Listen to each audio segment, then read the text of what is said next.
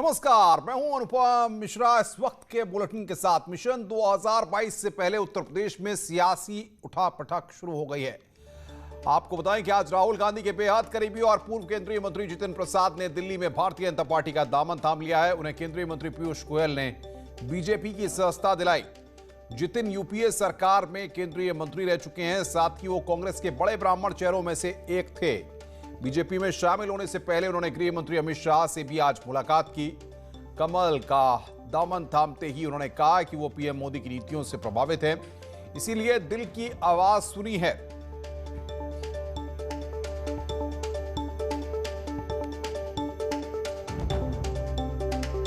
तो बीजेपी में शामिल हुए हैं जितिन प्रसाद, राहुल के करीबी जितिन बीजेपी में शामिल हुए हैं।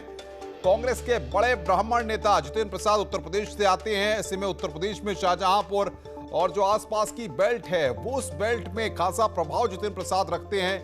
पूर्व केंद्रीय मंत्री रह चुके हैं।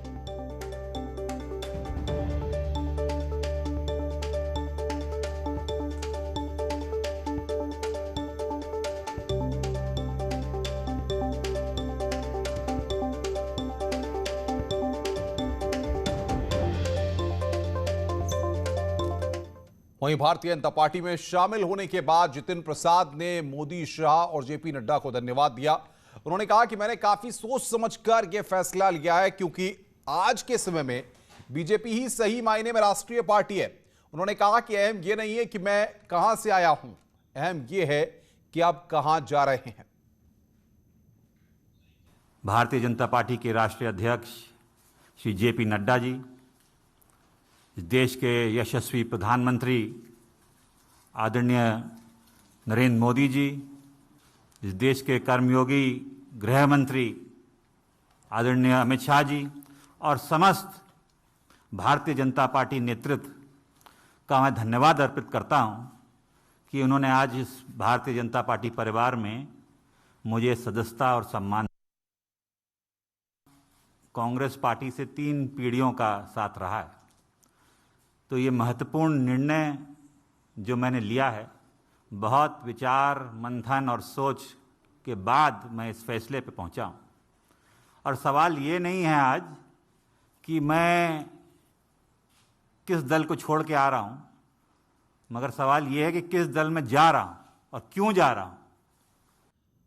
जितिन प्रसाद ने आज कहा कि आज सही मायने में बीजेपी ही राष्ट्रीय दल है, क्योंकि ज्यादातर राजनीतिक दल व्यक्ति विशेष या राज्य तक ही सीमित है। जितिन प्रसाद ने कहा कि आज देश में जिस तरह के हालात हैं, उससे बीजेपी और पीएम मोदी ही निपट सकते हैं। कि अगर आज कोई इस देश में असली माने में कोई राजनीतिक दल है, जो संस्थागत इंस्टीट्यूशनल दल है, वो भारतीय जनता पार्टी है। बाकी दल तो व्यक्ति विशेष और क्षेत्र के हो गए, मगर राष्ट्रीय दल के नाम पे अगर आज भारत में कोई दल है तो वो भारतीय जनता पार्टी है। और जिस चुनौतियां और परिस्थितियों से हमारा देश और विदेश में भी, हमारी सीमाओं पे भी जो चुनौतियों का सामना कर रहा है, उसके लिए अगर आज इस देश हित में कोई दल और कोई नेता सबसे उपयुक्त और मजबूती के साथ खड़ा है देश हित में, तो भारतीय जनता पार्टी और प्रधानमंत्री नरेंद्र मोदी जी। तो जितिन, आपको बता दें कि आप भारतीय जनता पार्टी में आ गए हैं, जिसके कई तरीके से कई स्पेकुलेशंस लगाए जा रहे हैं कि जितिन का एडजस्टमेंट कहां होगा। एक सबसे बड़ा सवाल ये, क्या केंद्र सरकार में उनको एडजस्ट किया जाएगा, क्या उत्तर प्रदेश में उनको एडजस्ट किया जाएगा, संगठन में लाया जाएगा। अनामिका के पास सीधे चलते हैं, हमारी संवाददाता अनामिका। उत्तर प्रदेश की सियासत के लिए जाहिर तौर पर यह खबर बड़ी है, क्योंकि 2022 के सियासी दंगल से पहले बीजेपी का कुनबा मजबूत हो रहा है और ब्राह्मण चेहरे के तौर पर जितिन की एंट्री कितना प्रभाव डालेगी।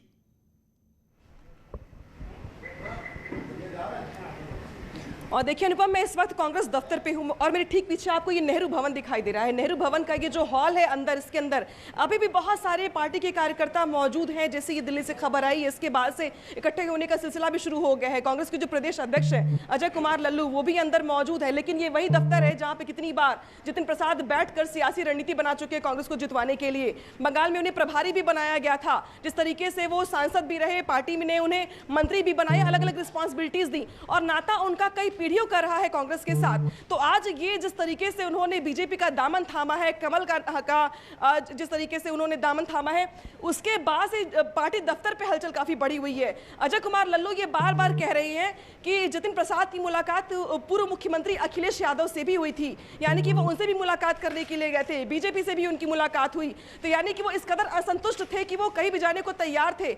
ऐसे में जब मैंने उनसे ये सवाल पूछा कि क्या वाकई में आप ये मानते हैं कि ब्राह्मण चेहरे के तौर पे कांग्रेस पार्टी का बड़ा लॉस हुआ है 2022 के चुनाव में, तो उनका ये जवाब था कि प्रियंका गांधी से बड़ा चेहरा कम से कम ब्राह्मणों के तौर पर यूपी में नहीं है। हालांकि हमारे साथ यहाँ पे अशोक जी मौजूद है, पार्टी के कार्यकर्ता है, नेता है, प्रवक्ता है। कैसे देखते हैं इसको आप? क्योंकि आप लोग की तरफ से दावा किया जा रहा है कि कोई लॉस नहीं है ये, लेकिन ये तो मानते हैं आप कि बीजेपी ने बड़ी सेंधमारी कर ली आज। समाज जो होता है वो गद्दारों को सजा क्या देता है। कांग्रेस पार्टी एक विचारधारा है।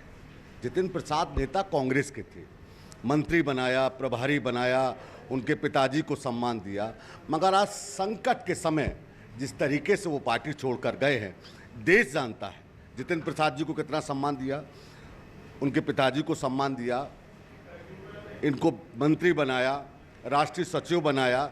जो व्यक्ति जिला पंचायत का चुनाव न जीत पाया हो, जो विधायक का चुनाव न जीत पाया हो, बार बार सीट बदलता हो, तो संघर्ष के दिनों में अगर साथी छोड़ जाता है। बिल्कुल बिल्कुल अनामिका, हम आएंगे अशोक जी के पास, आगे भी बातचीत करेंगे और चीजों को समझने की कोशिश करेंगे।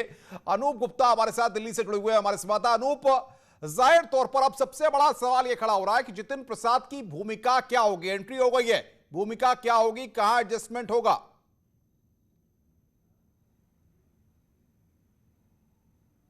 देखिए, आपको बता दूं कि जिस वक्त जितिन प्रसाद बीजेपी में शामिल हो रहे थे, उस वक्त केंद्रीय मंत्री पीयूष गोयल ने साफ तौर से कहा, और ये सीधी तस्वीरें इस वक्त हम आपको दिखा रहे हैं। आप देख रहे हैं कि जब जेपी नड्डा के साथ मुलाकात हुई, वो उस वक्त की तस्वीरें हैं और भारतीय जनता पार्टी की सदस्यता ग्रहण करने के बाद जेपी नड्डा से मुलाकात की तस्वीरें इस वक्त आपकी स्क्रीन पर।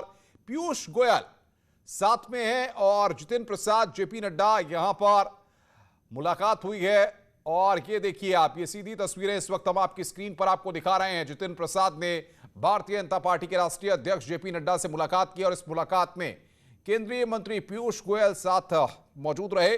सबसे बड़ी बात यह है कि अब से थोड़ी देर पहले ही, कुछ मिनटों पहले ही जितिन प्रसाद ने भारतीय जनता पार्टी की सदस्यता ग्रहण की। भारतीय जनता पार्टी के मुख्यालय पहुंच करके बाकायदा प्रेस कॉन्फ्रेंस हुई और उसमें बुके देकर के और स्लिप देकर के उन्हें भारतीय जनता पार्टी की सदस्यता दिलाई गई। अनूप गुप्ता लगातार मेरे साथ बने हुए हैं बातचीत करने के लिए।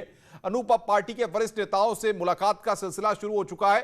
जिस बात को मैं कह रहा था कि अब एडजस्टमेंट कैसे होगा, क्या भूमिका रहेगी?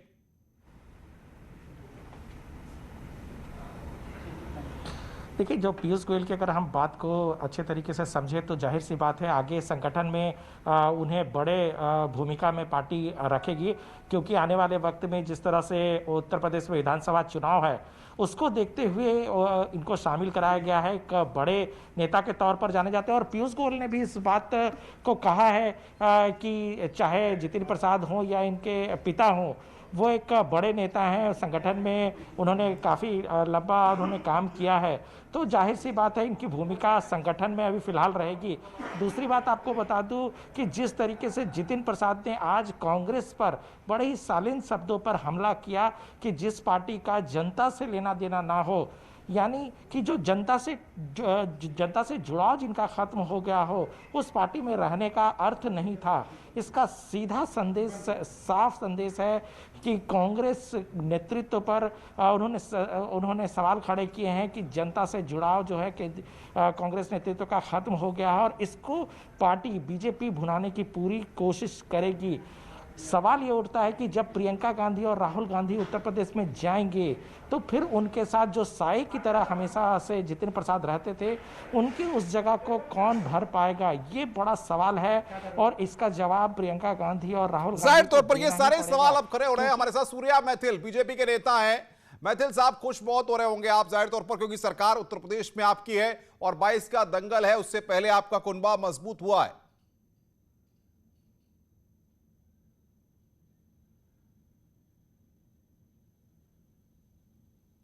मैथिल साहब, आवाज मिल रही है आपको मेरी?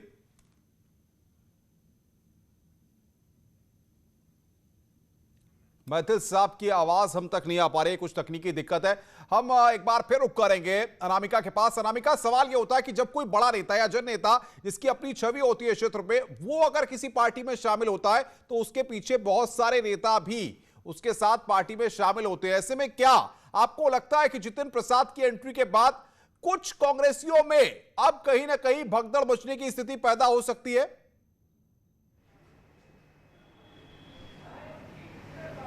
और देखिए, ये सवाल पूछा मैंने अब कांग्रेस के तमाम दिग्गज नेताओं से कि क्या मान लिया जाए कि 2022 के पहले जो बीजेपी ने सेंधमारी शुरू की है, आपका जो किला है वो धीरे धीरे दरकना शुरू हो गया है। तो उनका ये जवाब था कि बंगाल में भी कुछ ऐसी तस्वीर दिखाई दी थी, लेकिन परिणाम क्या हुए ये आपको पता होगा। लेकिन इस बीच महत्वपूर्ण ये है, जो आप अभी जिक्र भी कर रहे थे, कि जब प्रियंका गांधी, जिनकी सक्रियता उत्तर प्रदेश में बढ़ चुकी है, लगातार कोरोना से लेकर अलग अलग मुद्दों पर वो सरकार को घेरने का प्रयास करती हैं, यूपी बहुत जल्द आने भी वाली है, उनके कार्यक्रम तय किए जा रहे हैं अगले महीने से, जब उनके यूपी के दौरे लगने शुरू हो जाएंगे।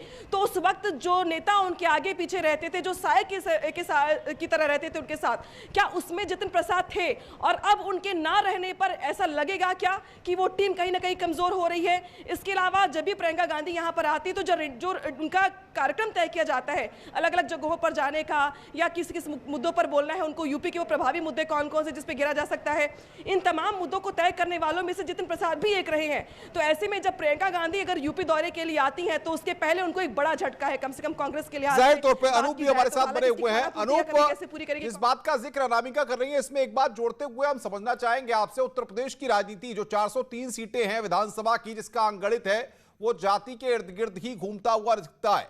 ऐसे में जितिन प्रसाद को क्या उत्तर प्रदेश में चुनाव से पहले कोई बड़ी जिम्मेदारी दी जा सकती है? क्या लगता है आपको? बिल्कुल, देखिए, जो बीजेपी सूत्र बता रहे हैं, जाहिर सी बात है कि इनको बड़ी जिम्मेदारी संगठन की दी जाएगी। और चूंकि जिस जाति समीकरण की आप बात कर रहे हैं, उत्तर प्रदेश में काफ़ी महत्वपूर्ण ये जातिगत समीकरण रहता है। ऐसे में ब्राह्मण फेस के तौर पर ये बड़े चेहरे के तौर पर ये प्रोजेक्ट किए जाएंगे उत्तर प्रदेश में, और पार्टी जरूर इनके ये जो ज़मीन पे इन्होंने काम किए हैं उनको भुनाने की कोशिश करेगी। दूसरी बात आपको बता दूं कि ये जो आज भी कांग्रेस को झटका लगा, ये कांग्रेस से ज़्यादा राहुल गांधी और प्रियंका गांधी को झटका है, क्योंकि हमने संसद भवन में अक्सर देखा है कि 3 बड़े नेता साए की तरह राहुल गांधी के साथ खड़े दिखाई देते थे, जिसमें ज्योतिरादित्य सिंधिया, सचिन पायलट और जितिन प्रसाद हुआ करते थे। देखिए, ज्योतिरादित्य सिंधिया ने पार्टी छोड़ दी है, आज जितिन प्रसाद ने पार्टी छोड़ दी है, सचिन पायलट कांग्रेस से नाराज हैं। तो ये कांग्रेस के साथ साथ ये राहुल गांधी के लिए एक बड़ा सवाल है। और वो ऐसे मैथिल बीजेपी के नेता हमारे साथ जुड़े हुए हैं। मैथिल साहब, आपको मेरी आवाज मिल रही है तो जरा बताइए, आपकी पार्टी का कुनबा जो है मजबूत हो रहा है, अब जितिन प्रसाद को कहां पर एडजस्ट किया जाएगा? क्या केंद्र में उनको जिम्मेदारी मिलेगी या राज्य में मिलेगी, या फिर उनको संगठन की कमान सौंपी जाएगी? धन्यवाद बहुत बहुत आपका। आवाज अब आ रही है मुझे। एक्चुअली इस समय में जो हम हेलो जी जी बोलिए, सुन रहे हैं हम आपको, बोलिए मैथिल साहब।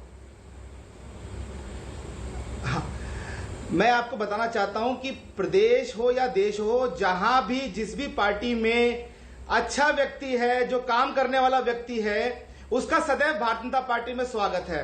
और माननीय प्रधानमंत्री जी की नेतृत्व में जो देश इस समय में आगे बढ़ रहा है, उसके देखकर जितने भी अच्छे लोग हैं वो पार्टी में आ रहे हैं। और रही बात जहां तक जितिन प्रसाद जी के कार्य की, तो उनका बहुत सदुपयोग किया जाएगा, उनको साथ लेकर पार्टी चलेगी और उनका बहुत बहुत स्वागत है पार्टी के अंदर।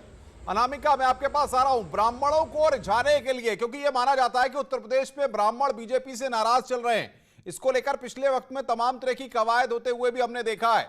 क्या जितिन प्रसाद को उसकी भरपाई के लिए एडजस्ट किया जा सकता है?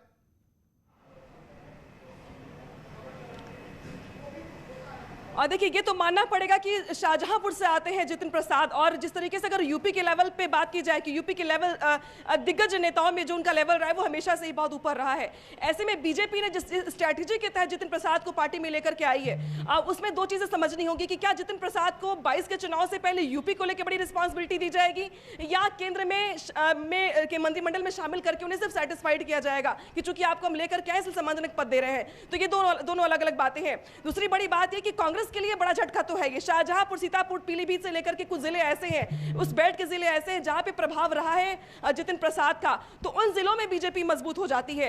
और जहां तक बात रही यूपी में ब्राह्मण चेहरों की, कम से कम बीजेपी में, तो अगर आप सरसरी निगाह से देखें तो उत्तर प्रदेश के मुख्यमंत्री योगी आदित्यनाथ ठाकुर चेहरे हैं। दिनेश शर्मा को अगर छोड़ दिया जाए, केशव प्रसाद मौर्य पिछड़ी जाति से आते हैं। इसके अलावा प्रदेश अध्यक्ष भी अगर देखा जाए बीजेपी के तो वो भी ब्राह्मण नहीं है। तो ब्राह्मणों के अगर बड़े फेसेस की बात करें हम यूपी बीजेपी में, तो हमें बहुत कम चेहरे दिखाई देते हैं। बिल्कुल बिल्कुल अनामिका, बहुत महत्वपूर्ण बात आप, और ये जो आंकड़ों का खेल है जिसको हम उत्तर प्रदेश में समझते भी हैं, उत्तर प्रदेश में जानते भी हैं, और आज से नहीं उत्तर प्रदेश की राजनीति में ये तमाम फैक्टर्स बहुत मायने रखते हैं, जैसा अनामिका हमें बता रही थी। अब सवाल सबसे बड़ा ये कि उत्तर प्रदेश की सियासत में जिस तरीके से ये जातीय गोलबंदी होती है, जब हम देखते हैं कि जो 403 सीटों का सियासी दंगल होता है वो जातियों के अंगगणित के इर्द गिर्द ही घूमता नजर आता है। अब इसमें जितिन प्रसाद किस तरीके से एडजस्ट होंगे, ब्राह्मणों को रिझाने के लिए क्या दाव है, जितिन प्रसाद का एडजस्टमेंट होगा, इस सब पर हम बात करेंगे। कांग्रेस के नेता अभी हमारे साथ जुड़ेंगे, उनसे भी चीजों को समझेंगे कि आखिर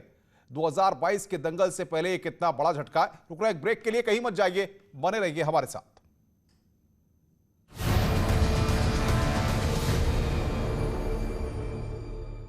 बन जाता है। ये बीजेपी की फर्जी वैक्सीन नहीं है ना, ये मान लिया आपने। मुद्दा सलीके से उठाया जाए तो सवाल बन जाता है। पहले टीके को लेकर के डाउट पैदा किया, कहा कि पीएम लगवाओ, अब वो लगवा रहे हैं तो फिर उस पर सवाल उठा रहे हो, ये कैसी राजनीति कर रहे हो? सबसे बड़े सवाल, सबसे बड़ी बहस, महाबहस देखिए सिर्फ न्यूज़ 18 उत्तर प्रदेश उत्तराखंड पर।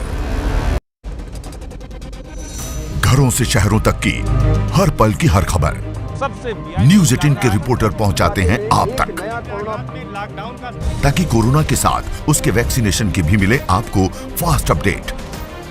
देखिए यूपी एक्सप्रेस 100 सिर्फ न्यूज़ 18 उत्तर प्रदेश उत्तराखंड पर।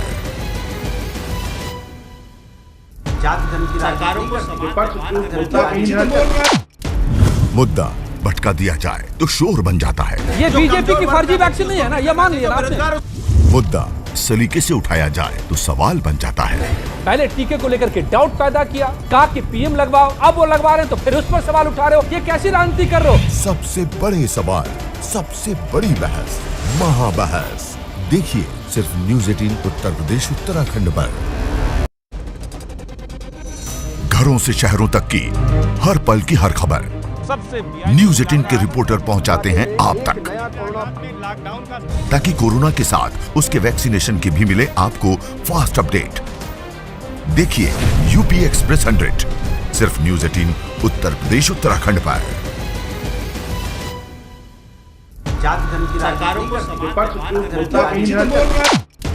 मुद्दा भटका दिया जाए तो शोर बन जाता है। ये बीजेपी की फर्जी वैक्सीन नहीं है ना, ये मान लिया आपने।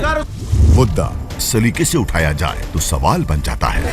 पहले टीके को लेकर के डाउट पैदा किया, कहा कि पीएम लगवाओ, अब वो लगवा रहे हैं तो फिर उस पर सवाल उठा रहे हो, ये कैसी राजनीति कर रहे हो? सबसे बड़े सवाल, सबसे बड़ी बहस, महाबहस देखिए सिर्फ न्यूज़ 18 उत्तर प्रदेश उत्तराखंड पर।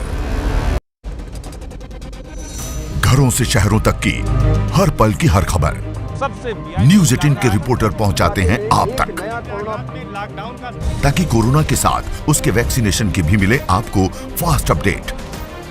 देखिए यूपी एक्सप्रेस 100 सिर्फ न्यूज़ 18 उत्तर प्रदेश उत्तराखंड पर।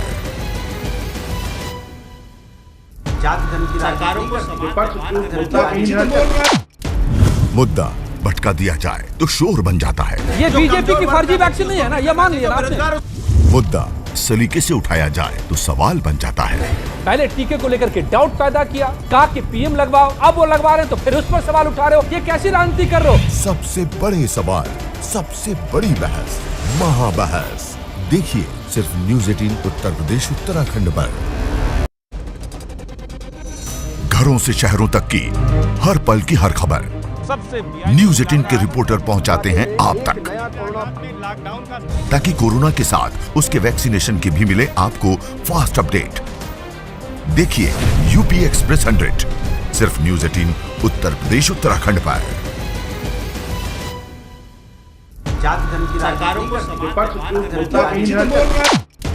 मुद्दा भटका दिया जाए तो शोर बन जाता है। ये बीजेपी की फर्जी वैक्सीन नहीं है ना, ये मान लिया आपने।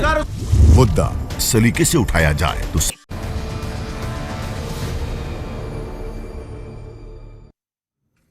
तो जितिन का हाथ बीजेपी के साथ। और बातचीत करने के लिए हमारे साथ कुछ खास मेहमान लगातार बने हुए हैं। सूर्या मैथिल बीजेपी से, विवेक बंसल कांग्रेस के नेता और प्रेमकांत तिवारी वरिष्ठ पत्रकार हमारे साथ हैं। विवेक बंसल जी, कांग्रेस पार्टी कितने बड़े झटके के तौर पर इसे देख रही है कि आपके पार्टी के नेता, इतने सक्रिय नेता पार्टी को छोड़कर चले गए?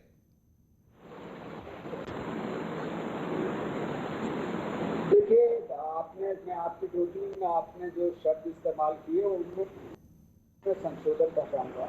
तो तथाकथित कद्दावर नेता तो हो सकते हैं, पर जमीनी नेता कितने हैं ये आपको मालूम है। बड़े बात भी बीते रहे हैं एंटाइटलमेंट के। उन्होंने, मैं उनकी शब्दावली सुन रहा था, वो कह रहे थे कि इंस्टीट्यूशनल पार्टी एक है, उनको किस वजह से मिला, उनके स्वर्गीय पिताश्री की वजह से मिला।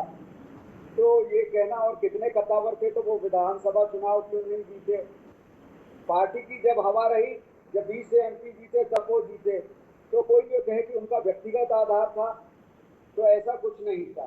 व्यक्तिगत आधार हमें कुछ नहीं देखने को मिलता है। स्वाभाविक है किसी भी नेता के जाने से कुछ ना कुछ कमी आती है, पर लेकिन इतनी बड़ी कमी नहीं है कि वो नहीं भरी जा सके। ये उनकी निष्ठा होनी चाहिए थी। जिस पार्टी ने, जिस राहुल गांधी ने इसके बावजूद, इनके स्वर्गीय पिताश्री ने पार्टी के खिलाफ बगावत भी की थी, उसके बावजूद भी सब कुछ नजरअंदाज करते हुए पार्लियामेंट की टिकट दी और फिर उन्हें कैबिनेट मंत्री का दर्जा दिया। आज कहीं ना कहीं पार्टी सत्ता से दूर है, तो आज वो इतना उनमें संयम नहीं था और सत्ता से दूर नहीं रह सकते थे जो उन्होंने पार्टी ज्वाइन की। चलिए, मैं आपकी बात को समझ रहा हूं। प्रेमकांत तिवारी साहब, जितिन प्रसाद की एंट्री, किस तरीके से इनका एडजस्टमेंट होगा और क्या लगता है उत्तर प्रदेश में 22 के दंगल से पहले कितने कारगर हो सकते हैं बीजेपी के लिए? मैं एक बात ये कहना चाहूंगा कि उत्तर प्रदेश की राजनीति आमतौर से जाति के समीकरणों पर आधारित रहती है। चाहे उत्तर प्रदेश हो और सटा हुआ राज्य बिहार, ये दो राज्य खासतौर से ऐसे हैं। और यहाँ पर उत्तर प्रदेश में जब से कानपुर का बिकरू कांड हुआ था, विकास दुबे का एनकाउंटर हुआ था, और उसके बाद में एक कोशिश ये की गई थी कि जो सत्तारूढ़ भारतीय जनता पार्टी दल है उत्तर प्रदेश में, उसके खिलाफ ये कोशिश की गई थी कि ये ब्राह्मणों को एक तरीके से वो प्रताड़ित कर रही है और उनको निशाने पर ले रही है। तो उसको देखते हुए, हालांकि उससे लोग बहुत ही भरोसा नहीं कर रहे थे, ना ही उससे कन्विंस हो रहे थे उस बात से, लेकिन इसके बावजूद जो जातीय समीकरण हैं उसमें जितिन प्रसाद, जिनके पिता जितेंद्र प्रसाद जी उत्तर प्रदेश में एक प्रभावशाली और कद्दावर नेता थे, तो वो एक तबके को, और ख़ासतौर से शाहजहांपुर, पीलीभीत, लखीमपुर, सीतापुर और शाहजहांपुर जैसे ये जो बिल्कुल बहुत महत्वपूर्ण बात प्रेमकांत जी आप कह रहे हैं। मैं आऊंगा आपके पास, वक्त की मजबूरी, एक छोटा सा ब्रेक हमें यहां पर लेना है। आपके साथ चर्चा जारी रखेंगे और तमाम पहलुओं पर बात करेंगे। फिलहाल रुक रहे हैं एक ब्रेक के लिए।